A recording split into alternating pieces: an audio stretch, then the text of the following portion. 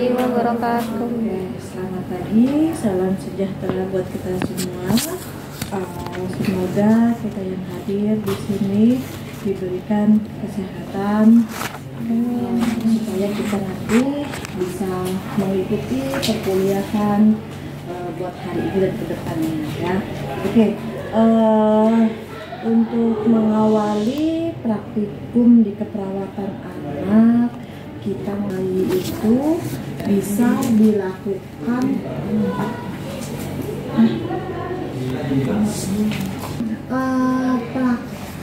pijat bayi itu sebenarnya bisa dilakukan seorang perawat kalau next time misalkan kalian pengen membuka yang namanya praktik keperawatan mandiri. Tapi dengan catatan kalau mau membuka praktik keperawatan mandiri tentang pijat bayi itu harus ada legalisasi atau sertifikasi buat si individunya ya.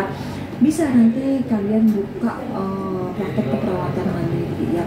Pernah dengar nggak yang namanya baby spa? Karena salah satunya kan komponen di dalamnya kan ada ini pijat bayi ya. Sebenarnya boleh kita melakukan praktek mandiri nih, apalagi yang perempuan gitu ya, buka baby spa, tapi ya harus didukung dengan legalisasi tadinya, nanti diurus semuanya dan lain-lain. Terus nanti kalian ikut pelatihan pijat bayi itu dapat sertifikat, itu bisa kalian gunakan untuk praktik keperawatan mandiri. Selagi kalian nggak ada legalisasi itunya, ya maka nggak bisa kayak gitu ya. Ini kan menjadi salah satu terapi komplementer, makanya kan bisa seperti itu ya. Nah, untuk pijat bayi sendiri sebenarnya sih digunakan untuk bayi umur berapa saja ataupun anak umur berapa ya. Tapi di sini sih kalau secara teori sih memang diperuntukkan untuk anak yang dengan usia 6 sampai dengan 7 bulan. Tapi sebenarnya lewat dari 7 bulan pun tidak masalah seperti itu ya. Nah, di sini hal yang perlu diperhatikan oleh kalian pada saat melakukan pijat bayi, tolong ini adalah bayi, bukan anak ataupun orang dewasa. Jadi pada saat misalkan ada metode misalkan nih kayak mengurut dan lain-lain misalnya, itu harus dipertimbangkan tekanannya ya. Jangan sampai nanti anak setelah dilakukan masas oleh kalian menjadi timbul lebam, kemerahan dan lain-lain seperti yang ramai di sosial media. Nanti itu akan menimbulkan trauma bagi si bayi. Idealnya pada saat bayi dilakukan masas, kalau nanti bonding attachment-nya ataupun BHSP-nya sudah terjadi antara perawat dengan bayi itu dia akan relax ya, kayak gitu. Jadi nggak ada bayi itu nangis kejer, menahan sakit, itu nggak ada sebenarnya seperti itu. Ya mungkin awal-awalannya ya memang kita BHSP-nya lumayan susah. Makanya seperti yang saya bilang di dalam kelas, kita itu harus ada yang namanya FCC, Family Center Care. Jadi nanti kita tuh hadirkan orang tua itu pada saat kita melakukan pijat bayi. Yang pertama, biar nanti bayi itu dia merasa nyaman, orang tua pun nyaman gitu melihat kondisi bayinya, mau diapakan nih anak saya, misalkan seperti itu ya. Terus ya kita pun bisa mengajarkan orang tua ya, dimana tujuan dari pijat bayi itu yang pertama untuk merangsang sistem sensorik kayak gitu. Kenapa? Karena kan ada yang namanya sentuhan ya. Terus selain itu bisa meningkatkan berat badan bayi. Misalnya nih anaknya dia sudah nggak mau makan gitu ya, susah banget dan lain sebagainya. Ya kita bisa dengan melakukan pijat bayi itu kegunaannya adalah untuk meningkatkan nafsu makan bayi atau meningkatkan berat badan bayi. Kamu maju ke sini, barangkali nanti masuk ke kolong kan nggak lucu. Oke. Terus berikutnya apa lagi? Daya tahan tubuh, meningkatkan daya tahan tubuh ya, karena dengan sentuhan tadi tuh dia bisa meningkatkan daya tahan tubuh. Terus meningkatkan pertumbuhan. Meningkatkan pertumbuhan.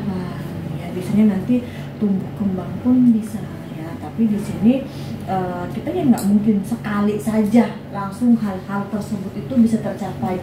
Otomatis tidak harus dilakukan beberapa kali ya, atau sesuai dengan kebutuhan bayi ya. Terus selain itu apa lagi? Meningkatkan konsentrasi bayi dan membuat bayi ya. ya. Itu adalah beberapa tujuan dilakukan pijat bayi. Nah, pada saat kapan sih kita itu boleh melakukan pijat bayi atau yang disebut sebagai indikasi? Pada saat kapan?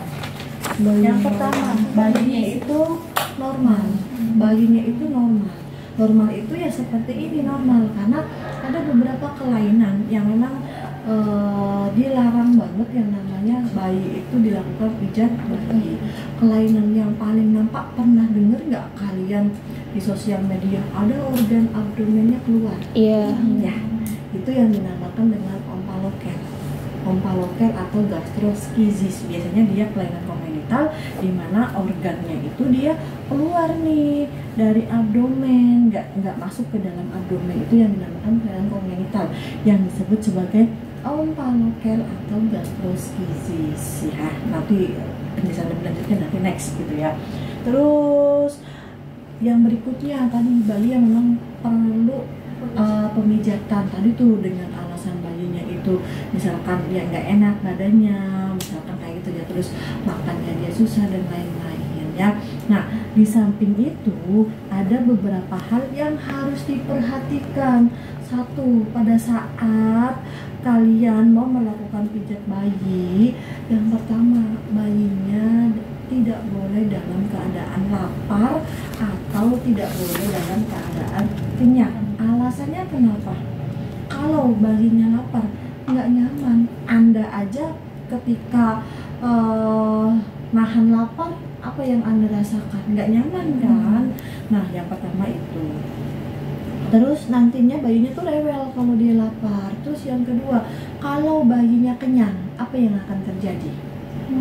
Muntah atau terjadi reflux, benar nggak? Benar. Nah itu, ya kebayang nggak sih bayinya lagi keadaan kenyang gitu ya, nanti dipegang-pegang abdomennya, ditengkurapin, itu nanti nggak akan nyaman juga. Terus bayinya ngantuk, ya jangan, karena yang namanya kebutuhan tidur bayi itu jauh lebih banyak dibandingkan dengan orang dewasa ya.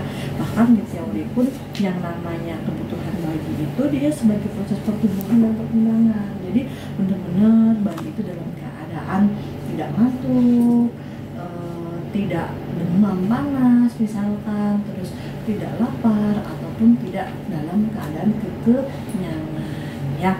Terus di sini persiapkan bayi dan keluarga. Yang pertama apa? Yang pertama di sini persiapannya, awas kalian pada saat melakukan pijat bayi tidak usah kalian cuci tangan. Tidak usah memakai sarung tangan, mohon maaf. Yang namanya cuci tangan kan tetap wajib, pre-pos itu wajib, mohon maaf ya. Tapi di sini kalian tidak usah menggunakan sarung tangan, nanti akan susah kayak gitu ya. Jadi gimana? Jadi kita hanya cuci tangan 6 langkah. Terus berikutnya keringkan tangan Anda dengan tisu buang atau dengan handuk pribadi, bukan handuk rame-rame kayak gitu ya. Terus setelah itu tangan Anda dibuat hangat. Caranya gimana? Gosok-gosok. Digosok-gosok aja seperti ini, gosok kayak gitu kan, sampai dengan benar-benar si bekas air yang dinginnya itu dia hilang. Jadi benar-benar terasa hangat. Kenapa? Kalau tangan Anda selesai cuci tangan langsung pegang bayi, takutnya bayinya kedinginan, artinya hipotermi. Itu yang pertama. Terus yang kedua, awas kuku nggak boleh panjang. Kebayang nggak kalau kukunya panjang set begini, set menimbulkan luka baru atau trauma baru bagi si bayi, apalagi punya panjangnya segini. Aduh, saya mah lebih baik kalau saya punya anak seperti itu, lebih saya bawa pulang kayak gitu, nggak jadi kayak gitu ya. Nah itu.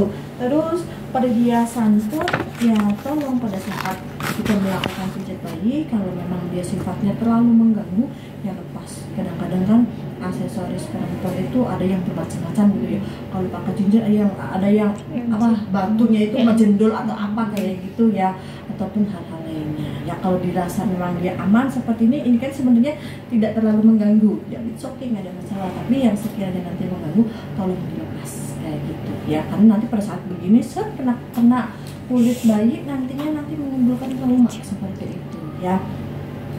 Terus berikutnya, ruang kamar hangat dan tidak berangin. Takutnya kalau terlalu dingin bayinya hipotermi. Termi. Kalau nanti berangin kipas shower gitu gede banget gitu ya, apa yang akan terjadi? Bayinya nanti masuk angin, nggak nyaman juga, salah lagi, iya kan? Nah terus berikutnya, nah tadi kan bayi dalam keadaan tidak lapar dan lain sebagainya ya. Anda tidak terganggu dengan aktivitas Anda selama proses pemijatan bayi ya. Ya setidaknya mungkin 15 menit untuk tindakan ininya, tapi kan untuk basa-basi dan lain sebagainya mungkin 10 menit kali ya, barangkali nanti memandikan dan lain-lain. Jadi setidaknya ya taruhlah kita setengah jam deh, dari awal sampai dengan akhir, sampai dengan basa-basi dan lain-lain. Tapi kalau untuk proses pemijatannya sih cukup 15 menit. Tapi untuk menyiapkan basa-basi dengan ibunya, menyiapkan alat dan lain-lain sih mungkin nanti kita gunakan 15 menit lagi ya, barangkali juga bayinya perlu dimandikan seperti itu. Jadi 30 menit itu ya Anda itu tidak terganggu aktivitasnya kayak gitu ya. Makanya tolong jangan nyaman pada perawatnya aja, tapi nyaman juga pada bayi. Orang tua pun merasa nyaman. Saya sebagai perawat nyaman, bayi sebagai pasien juga nyaman, orang tua sebagai keluarga dari pasien juga nyaman. Jadi komponen itu harus benar-benar nyaman kayak gitu ya. Jangan sampai nanti lagi enak-enak, ya terima telepon, jangan sampai seperti itu ya. Terus Anda duduk dengan nyaman dan santai. Boleh dilakukan di bed, boleh gitu ya, sambil dudukan begini juga boleh. Mau ada meja besar gitu ya, memang cukup untuk bayi, boleh ya. Pokoknya nanti senyaman mungkin, Anda nyaman, bayi nyaman kayak gitu ya. Terus bayi dibaringkan di tempat yang rata dengan alas kain yang lembut. Mau menggunakan kain flanel juga boleh kayak gitu, mau menggunakan handuk juga boleh, tapi ingat ini harus tempatnya datar dan usahakan dia harus empuk begini, karena kasihan kalau nggak empuk. Kalian aja kalau tiduran di lantai nyaman nggak? Enggak. Makanya di sini kita perlukan matras. Nanti di dalam matrasnya itu di atasnya harus kalian juga alasin. Boleh deh dengan kain flanel, yang paling aman itu dengan kain flanel, karena dengan kain flanel itu dia lebih lembut kayak gitu ya. Nah itu. Terus berikutnya, siapkan handuk, popok, baju ganti, baby oil atau baby lotion. Ketika Anda melakukan pijat bayinya dengan baby oil ini, usahakan setelah dipijat bayi dimandikan, tapi dengan air hangat, bukan dengan air dingin. Tapi kalau memang kata orang tuanya, udah Bu nggak usah, cukup dilap, it's okay, nggak ada masalah. Syukur-syukur nanti ngelapnya pakai tisu basah biar nanti dia nggak lengket kayak gitu ya. Terus siapkan baju baru, handuk kan tadi tujuannya untuk mengelap ataupun nanti memandikan ya, kayak gitu. Oke, nanti pada saat kalian mau memijat bayi, usahakan bayi itu masih menggunakan popok. Yang lebih aman adalah menggunakan diapos atau pampers. Kenapa? Barangkali di tengah jalan saking enaknya bayi pupuk, pipis, tertanggung kayak gitu. Kalau nggak ada popoknya, mohon maaf, kalau bayinya laki-laki kalau pada saat pipis gimana? Manjur seperti itu. Dah, oke? Oke. Itu adalah hal-hal yang perlu diperhatikan. Terus jangan lupa selama Anda melakukan pijat bayi, yang namanya touching, terus yang namanya kontak mata itu tetap harus terjaga ya. Terus jangan sampai nanti matanya kemana-mana, kitanya memasukkannya apa ya. Terus komunikasi pun tetap terjaga ya, walaupun bayinya nggak merespon dengan baik, tapi ketika kita ada komunikasi, dia nanti akan terbina BHSP-nya ya. Terus berikutnya, nyanyikan lagu. Tolong nyanyikan lagunya jangan ringan ya. Lagu yang sifatnya dia lebih rileks kayak gitu ya. Mau lagu selawatan juga boleh, barangkali keluarganya muslim gitu ya, atau instrumentalnya aja tapi yang sifatnya dia lebih rileks. Jangan yang yang bass dan lain, jangan seperti itu ya. Nanti yang ada ibunya aja duduk nggak apa lagi gitu ya bayinya, kayak gitu bahaya ya. Atau juga kaliannya si perawatnya itu kalau memang dia bisa nyanyi ya sambil nyanyinya kalian tolong jangan lagu dangdutan ya. Nanti nyanyinya itu ya nyanyian anak-anak tuh, misalkan apa balonku atau apa bebas deh ya gitu nah ya. Jadi biar kitanya itu relax kayak gitu ya. Terus mulailah dengan sentuhan ringan ya. Ketika disentuh begini bayinya tidak nangis berarti dia aman. Ketika disentuh begini bangsa wah kayak gitu berarti tekanan Anda terlalu keras kayak gitu ya.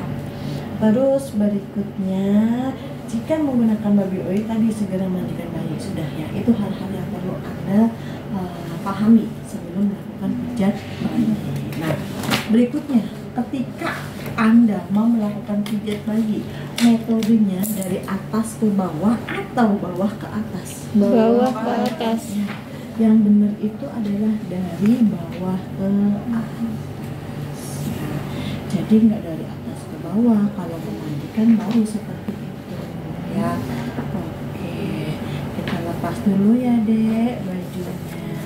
Oke, jangan lupa ada komunikasi.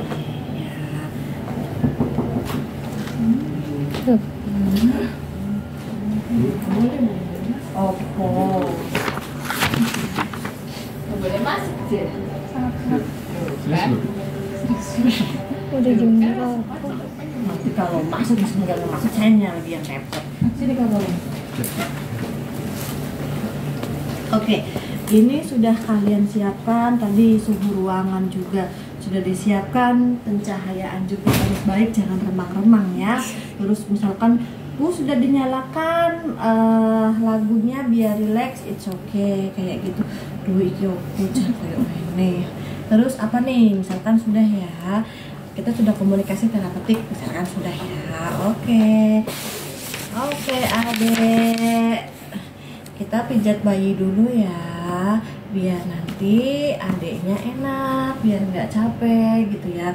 Ya pokoknya nanti komunikasi seperti itu ya. Jangan lupa cuci Tangan. nggak usah pakai sarung tangan, cuci tangan, keringkan dengan tisu, terus gosok-gosok, cet udah ya di sini. Terus berikutnya kita apa? Kaji tanda vital bayi ya, respirasi rate-nya, HR-nya, suhunya seperti itu ya. Oke, terus ketika sudah letakkan linen tahan air nih. Ini kan sebenarnya sudah tahan air ya. Ini cuman kan lebih nyaman lagi kita alasin pakai yang ini ya. Terus libatkan orang tua dalam kegiatan. Misalkan kamu sebagai orang tuanya kayak gitu kan, di samping kita kayak gitu. Boleh di depan sana, boleh di samping kita juga boleh. Yang penting senyaman mungkin kayak gitu ya. Terus berikutnya lepaskan baju klien dan popok. Nah udah kan, udah dilepaskan, tapi ini jangan dilepas semua tadi, alasannya seperti itu ya. Oke, setelah sudah ready baru tuangkan baby oil atau lotion baby lotion. Baby oil boleh, baby lotion juga boleh, seadanya ya. Tapi ininya menggunakan dua hal itu, jangan sampai nanti menggunakan minyak goreng. Aduh, biasanya kan orang kampung mah gitu ya. Oke, nggak boleh ya. Takutnya nanti bayinya sensitif, kan kita nggak tahu nih kayak gitu ya. Nah, posisikan bayi sesuai dengan area tubuh yang akan dipijat. Jadi nanti posisinya seperti ini, bukan, mohon maaf, bukan begini, bukan juga begini, mohon maaf.